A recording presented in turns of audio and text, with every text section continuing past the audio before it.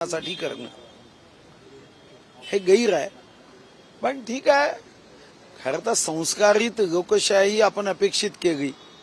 काँग्रेसनी स्वैराचारी लोकशाहीचा मार्ग अवलंबला आणि म्हणून आता आपल्या लोकशाहीत असं म्हणणाऱ्याच्या बाबतीमध्ये कोणताही कायदा नसल्याने त्याचा ते फायदा घेतात की काहीही बोलायचं. आणि निवडणूक आयोगाचा आयुक्त अरे बाबा शिकलेला आहे आणि या देशातला काँग्रेसचा नेता सोडून बाकी सारी संस्था विकाऊ आहे हा भाव आणणं हेच अतिशय निम्न दर्जाचं द्योतक आहे.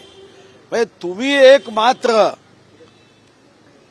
कोणालाही न घाबरणारे निडार आणि बाकी कोणते जज असतील, निवडणूक आयुक्त असतील, ईडी मधले अधिकारी 18 तास काम करून ईडी मध्ये येतात, सीबीआयचे अधिकारी असतील, तुम्हाला असं वाटतं की यांना स्वतःची बुद्धीच नाही आहे. हा देश क्रांतिकारकांचा देश आहे. उद्या अधिकाऱ्यांना असे जर आदेश दिले तर अधिकारी सुद्धा हातामध्ये क्रांतीची मशाल घेऊन उभी होतो. आपण खैरनारचं उदाहरण पाहिलंय, या अगोदर आर्मी चीफचं उदाहरण पाहिलंय. आणि म्हणून अशा पद्धतीने निवडणूक आयोगाची थट्टा करणं, निवडणूक आयोग भारतीय जनता पार्टीने घेऊन दिलेला कागद वाचतो असं म्हणणारे हे लोकशाहीचे समर्थक असूच शकत नाही. हे खुर्चीचे समर्थक आहे, हे सत्तांध मनोवृत्तीचे समर्थक आहे. शरद पवार गटाच्या नेत्यांचं म्हणणं आहे की राष्ट्रवादीची स्थापना शरद पवारांनी केली, मंत्री पण शरद पवारांनी केलं, सगळं काही केलं आणि आता त्यांचा पक्ष नाहीये. हे कसं नाही, त्यांनी पक्ष स्थापना केली म्हणजे काय, त्यांच्या मालकीचा पक्ष आहे म्हणजे कार्यकर्ते काय हमागी करायला होते. त्यांच्या पक्षामध्ये काय कार्यकर्त्यांनी काही प्रयत्नच केले नाही, त्यांच्या कार्यकर्त्यांचे परिश्रमच नाही आहे.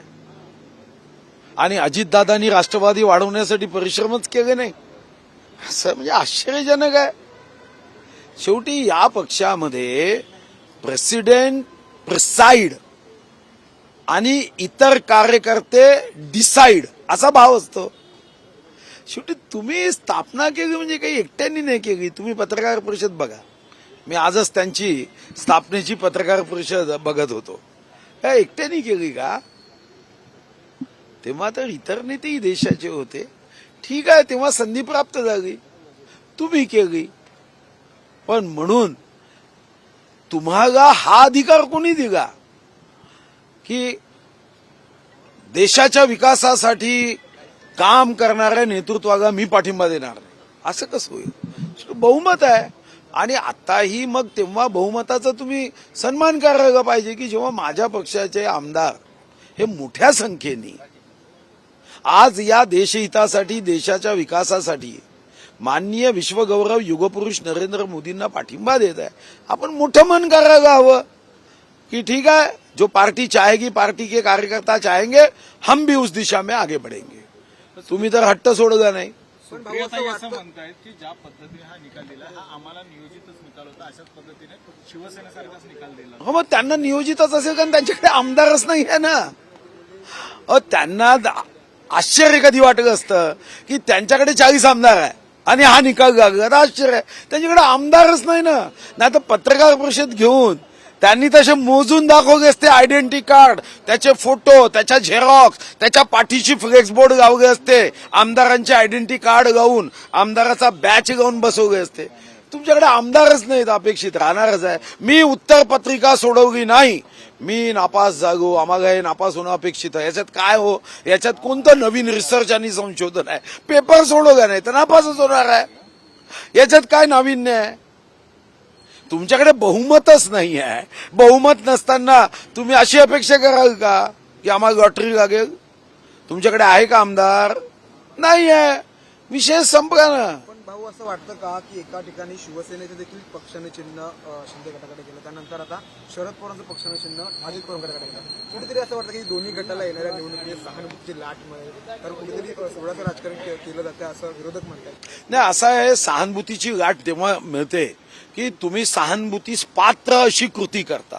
तुमचं आचरण सहानुभूतीस पात्र असतं तेव्हा सहानुभूती मिळते.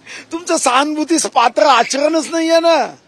तुम्ही ज्या पद्धतीने भाष्य करता, ज्या पद्धतीने शब्दाचा उपयोग करता, ज्या पद्धतीने जनतेच्या विकास कार्याला हिनवता, तुम्ही सहानुभूतीस पात्र आहात का? ते 31 ऑगस्ट 2023च्या नंतरचे आहे.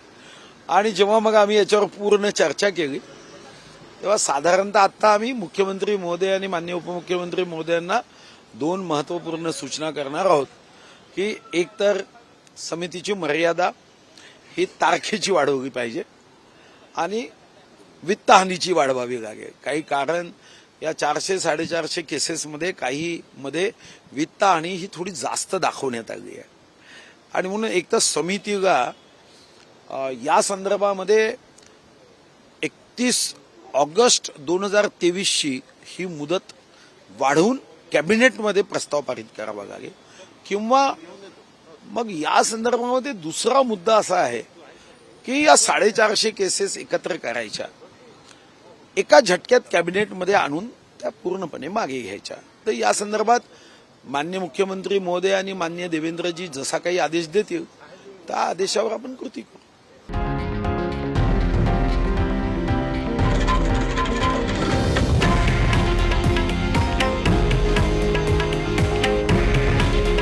हे आहे देशातील नंबर 1 न्यूज नेटवर्क आणि आपण पाहत आहात TV9 मराठी. काळजी तुमची, हित महाराष्ट्राचं.